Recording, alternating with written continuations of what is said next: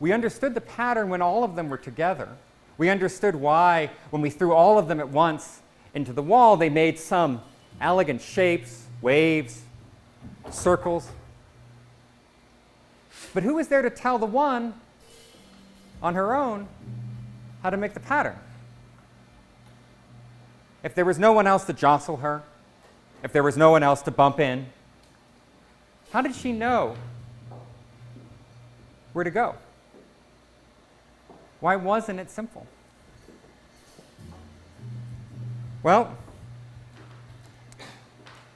what we started to talk about, the story we started to tell,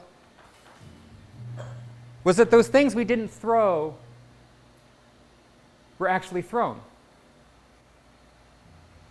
That they were all there at the same time as the one we threw, and yet we never saw them. They were ghost partners. They were things there to drive whatever the one that was went.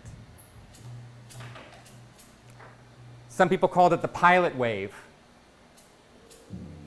There was an invisible guider, a helmsman that steered everything and told a little story to that single isolated being about how to pretend that everybody else was there.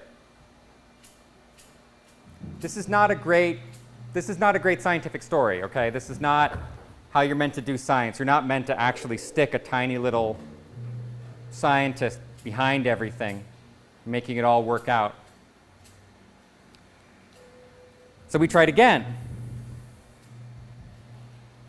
Some people said, and this was what they said in Copenhagen, it's called the Copenhagen interpretation, is that sure, there's something funny happening over here,